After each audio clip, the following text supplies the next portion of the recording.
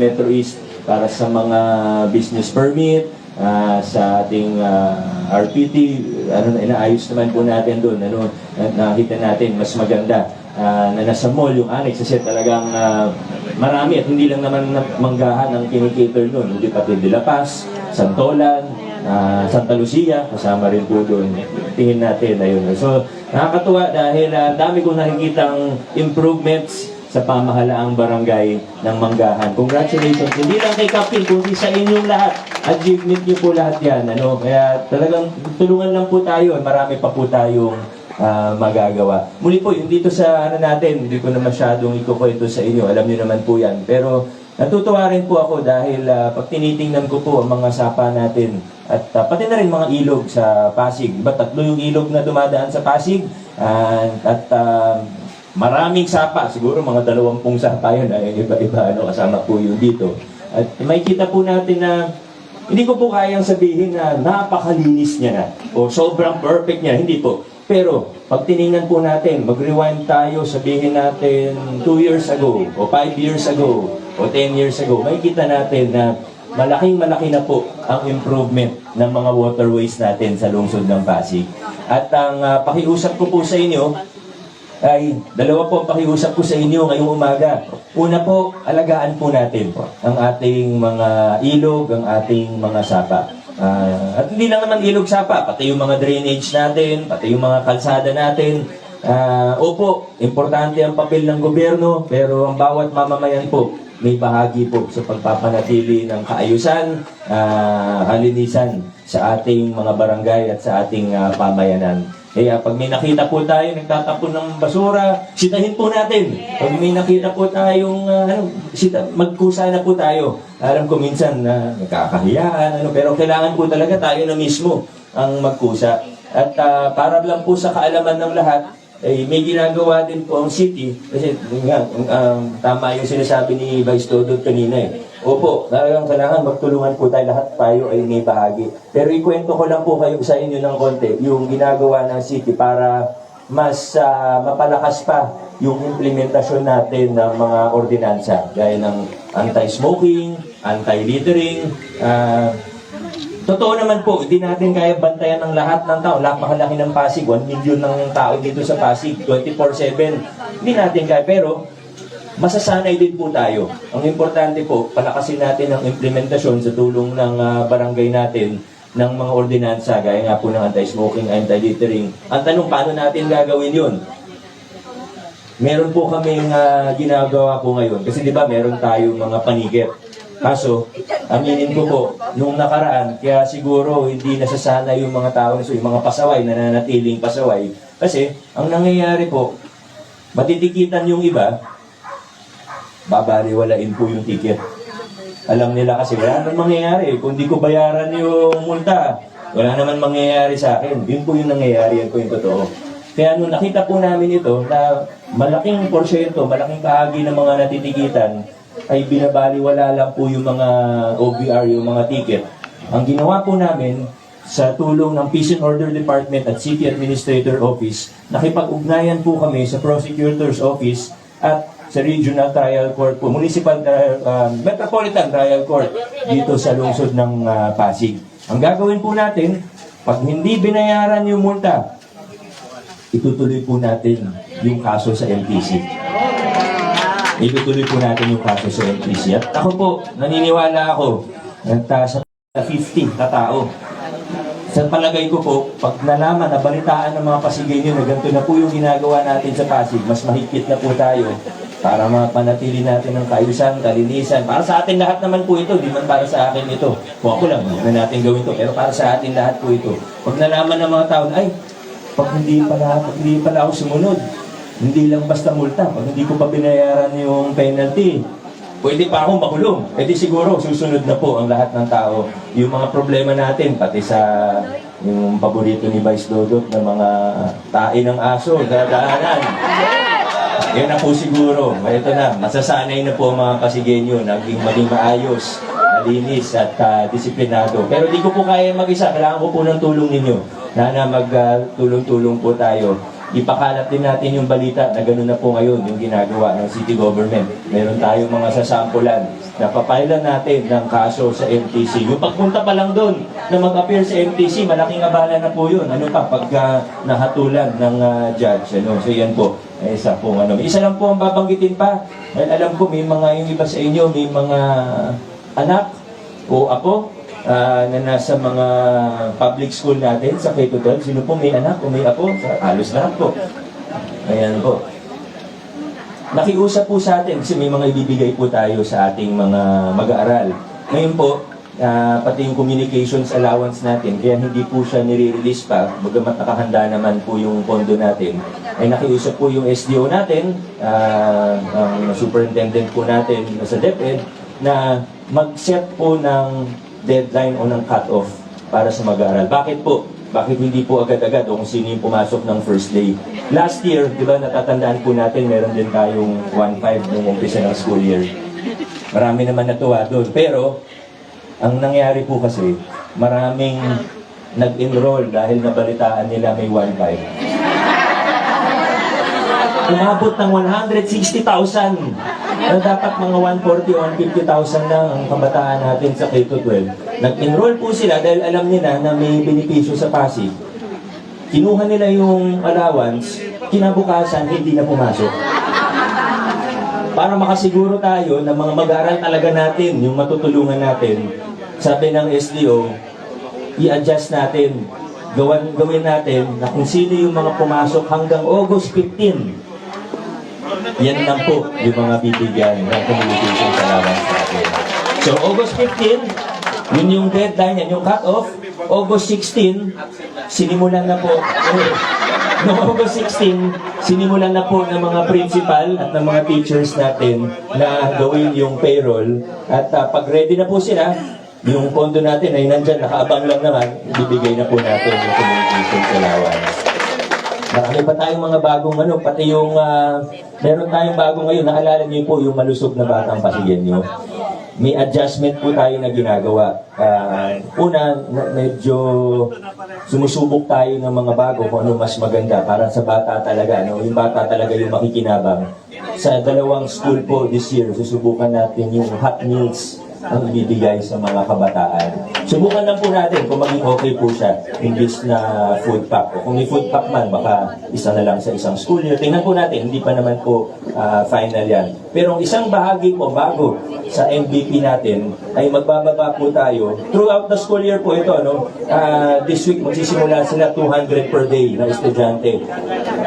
Mag-check up, nag-annual physical exam tayo sa ating mga kabataan. So kasama po dyan yung sa mata, napaka-importante para pagdating ni Angelo De Leon, di nila isipin na si Tony Reyes yun. Meron pong x-ray, may blood test din yata. Dito, mga 5 component po yun ng annual physical exam. Dahil importante habang sa murang edad ng ating mga kabataan, sasanay na rin sila magpa-check up, makita kung may mga sakit, baka may TB, maagapan po natin. Ano? So yan po, magiging bahagi na po yan ng malusog na batang Pasigenyo po natin. Ayan po. Isa na lang po. Okay pa po ba kayo? Yung nandun po sa dulo. Sobrang init na dyan. Kaya pa po? Sige po. Mga 45 minutes na lang po ito. Hindi, isa na lang po. Makikiusap lang din po. Kasi ito, labas na naman din sa mga pinag-uusapan natin dito na mga proyekto natin. Ano. Pero makikiusap po ako sa inyo. Kasi alam nyo nung ilang linggo na rin naman po ang nakalipas, may nag-text po sa akin. Sabi sa akin, Mayor, congratulations. Sabi ko, ano po congratulations? Bakit po? Ano po ba? Nanalo po ba ako? Hindi ko alam. Reply niya sa akin, napanood ko po kasi sa YouTube, kinasal ka na daw. Sabi ko, ate, hindi po totoo yan. Fake news. Fake news. Alam niyo sa panahon ngayon, napakadali po kasi gumawa ng kwento. Napakadali gumawa ng fake news. Yung kwento na yun, na kinasal ako, madali yun, madaling makita na hindi totoo. Di ba? Pagka nakita ako, natanong ako, madaling malaman. Saka, medyo nakakatawa. Siguro, Walang nasaktan doon sa kwento na yun. Hindi pa rin tama kasi hindi totoo. At ba't gumagawa ng video na ganun sa YouTube? Di ba, hindi totoo. Gagawa rin. Pero ang punto ko lang po, sa panahon ngayon, napakadali talaga gumawa ng kwento. Sana, bago tayo mag-share, bago natin i-marites sa ating kapitbahay, tingnan muna natin kung ano ba talaga yan. Kasi may ibang ganun na tungkol sa love life o ano, nakakatawa lang yun. Kahit mali, pwedeng tawanan na lang. Pero may mga ibang bagay po kasi, medyo nakaka-apekto din sa trabaho. Alam niyo naman po, nung nagsimula tayo ng 2019, pader po ang giniba natin dyan. Hindi po, ang sinasabi ko, hindi po tao, hindi po politiko. Sindikato po yung pinag-uusapan natin na nasa City Hall. At bilyon-bilyong piso po ang pinag-uusapan natin. Yung tinanggal natin sa korupsyon, yung SOP po dati, 1 billion pesos per year po yun. Kasi 20% po yun ng mga infrastructure and other projects.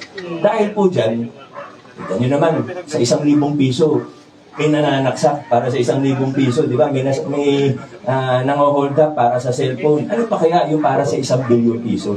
May mga tao po, nagigil po talaga sa mga pagbabagong pinapakilala natin. Gusto nyo nang ibalik sa lumang sistema ang City Hall. Pero hindi po tayo papayag. Titindig po tayo. Patuloy tayong lalaban. Ang pakiusap ko lang po sa inyo, mag-ingat po tayo sa mga bali-balita. Huwag tayo basta mag-share, ano. Tayo open tayo sa pagpuna, open tayo sa tanong. Ako nga po mismo yung may advocacy niyan, yung People's Participation in Governance, yung pagbukas natin ng City Development Council. Dati yung mga, kahit yung, alam ko ni Consi, dati yung mga kapitan natin, hindi nakikita ang budget ng City Hall. Ngayon po, bago i-approve, pinapakita natin sa kanila, sa mga civil society organization, talagang nakabuklat lahat.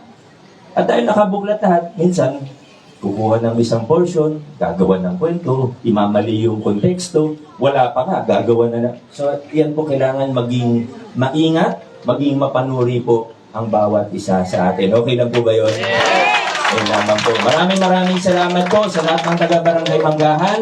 God bless. Mabuhay po kayo. Congratulations. Maraming salamat po, Mayor Vico Soto. Ngayon naman po ay pupusit na po tayo sa ating ribbon cutting ceremony na susundan po ng blessing ni Father Melvin mula sa Santa Rosario Parish.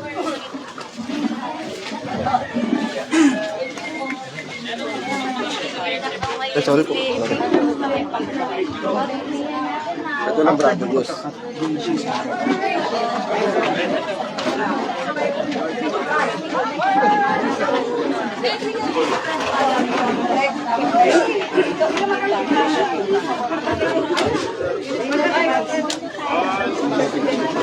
One, two, three. Congratulations, Barangay Manggahan.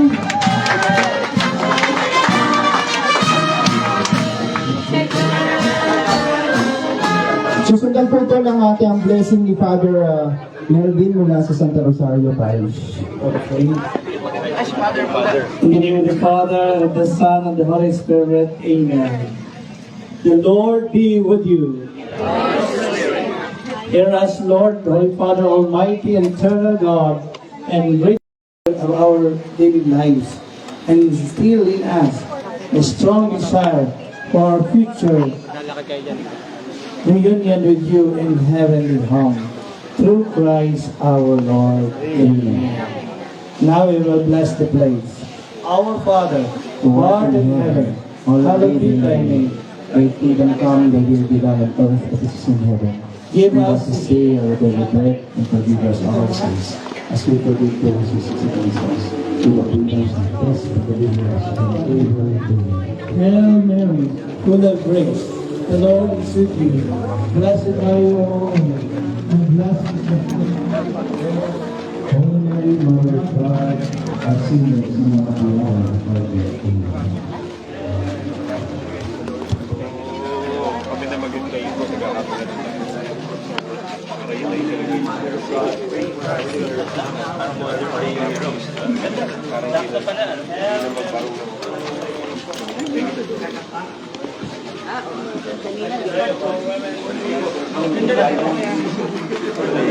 Mother Vice.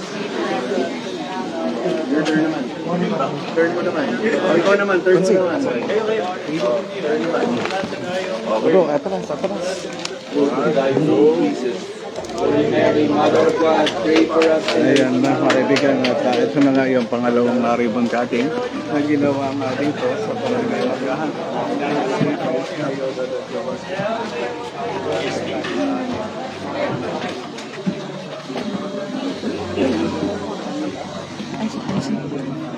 Sige pa, go. Ito sa mga ginawa pagpagong nga proyekto dito sa lugar na ito.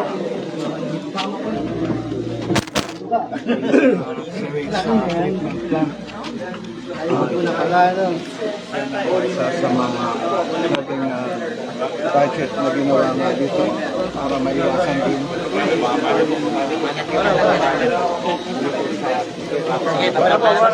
Balik na. Para po.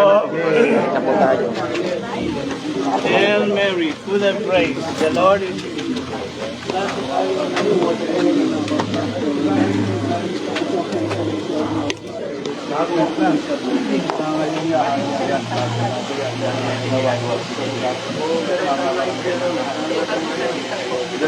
Yung talagang tama.